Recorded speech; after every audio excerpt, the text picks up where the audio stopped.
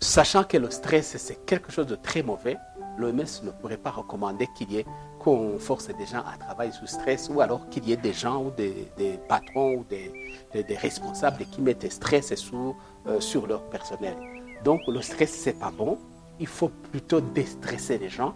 Alors l'OMS est pour que les gens essayent de travailler dans une bonne ambiance, dans un bon climat, et que les gens ne mettent pas stress sous d'autres pour pouvoir montrer qu'ils sont dans une activité. Donc, être capable de travailler sous stress, ça ne devait pas être une recommandation de l'OMS, puisque l'OMS n'est pas pour le stress.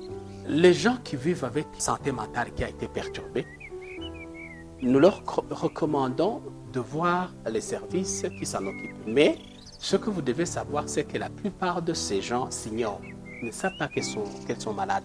C'est-à-dire qu'il faut plutôt que la communauté qui puisse réaliser que quelqu'un commence à faire des troubles, commence à avoir des difficultés, commence à avoir un changement de comportement, qu'on essaie de l'aborder pour l'amener au niveau des services de soins pour qu'on lui administre des soins convenables.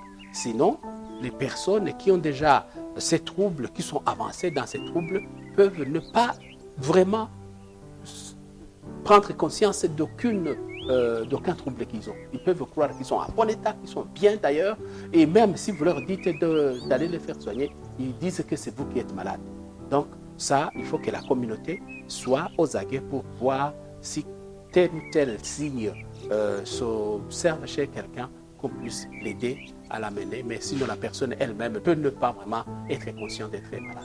Sur le lieu de travail, ce qui serait favorisant des troubles mentaux, c'est la mauvaise collaboration entre le personnel lui-même et entre le personnel et l'hiérarchie et les responsables, donc les patrons ou les directeurs ou les chefs. S'il n'y a pas une attente et qu'il y a pression des uns sur les autres, il y a un malentendu. Et ceci n'est pas seulement quand un travailleur, par exemple, croit qu'il fait trop de travail, il n'est pas entendu, il n'a pas où répondre, il n'a pas où donner, où il peut se plaindre quand ça ne va pas. Il a peut-être, que je dirais, un petit salaire, mais il ne peut pas le dire, il trouve que la situation, il ne parvient pas à joindre les deux bouts du mois, il ne sait pas comment le dire, mais ça continue et cela n'empêche qu'il continue à travailler des heures de service qui dépassent même. Tout ça, ça peut être un sujet de trouble, un sujet de dérangement de santé mentale. Les recommandations que nous pouvons faire, c'est justement essayer d'éviter à ce qu'il y ait des tensions au niveau du service. Vous voyez, le service, c'est là où on passe beaucoup de temps.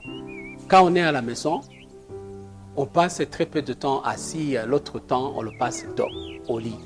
Donc, s'il faut qu'on puisse avoir une bonne santé mentale, au travail, ça serait mieux que ça soit bien organisé, que ça soit bien réglé pour que les gens puissent s'entendre correctement, puissent éviter des tensions, puissent éviter des difficultés qui peuvent être à l'origine des stress ou alors de plusieurs types, sortes de troubles de santé mentale.